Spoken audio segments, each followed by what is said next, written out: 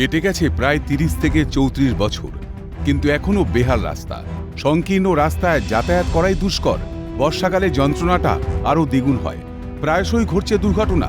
নেতা মন্ত্রীদের জানিয়েও রাস্তা সংস্কার হয়নি। চিত্রটি উত্তর ২৪ পরগনার হাবড়ার বয়ারঘাটা এলাকার। বহুদিন তাও কম করে ৩০-৩৫ বছর। হ্যাঁ, সমস্যা তো হয়নি। বলেছিলেন মেম্বার বা পঞ্চায়েত মেম্বার পঞ্চায়েত কেন, জ্যোতিবাবুরও বলা হয়েছে, জ্যোতিবাবু বলে করে ফেলাও, আমরা আছি, করে ফেলাও, আমরা আছি। আমি এখানে বাস করছি ৩৪ বছর, কিন্তু এখনো কোনো পঞ্চায়েত বা কোনো কিছু কেউ আমাদের সুরাহা করে দেয়নি এই রাস্তার জন্যে। জানিয়েছিলেন সবাইকে? হ্যাঁ, আমরা পঞ্চায়েতে লিখিতও জমা দিয়েছি। এলাকায় প্রায় ২০০টি পরিবারের বসবাস। এলাকাবাসীদের দাবি, ভোটের আগে রাস্তা তৈরি করুক প্রশাসন, না হলে ভোট বয়কটের হুঁশিয়ারি গ্রামবাসীদের।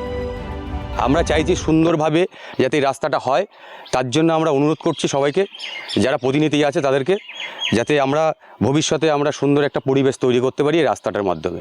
আমরা চাচ্ছি ভোটের আগে রাস্তাটা যেভাবে আছে এইভাবেই হয়ে যাক, না হলে ভোট আমরা সব বয়কট করে দেবো। আমরা পঞ্চায়েতেও জানাইছি, আগেও জানাইছি, তারপরে মন্ত্রী মহলেও জানাইছি, তা আমাদের রাস্তা মোটেই হচ্ছে না। যেভাবে আছে সেভাবে রাস্তা হয়ে যাক, আমরা রাস্তা চাচ্ছি। আমাদের ছেলে মেয়ে যখন স্কুলে যায়, ওই যে গর্তটা, এই ছোট ছোট বাচ্চারা যখন যায়, কার বাচ্চা পড়ে যাবে, কার বাচ্চা দিতে পারবে। কবে হবে রাস্তা সংস্কার, আর কতদিন অপেক্ষা করতে হবে এলাকার মানুষদের, সেই প্রশ্নটাই উঠছে। দেবকুমার দের রিপোর্ট, ক্যালকাটা নিউজ।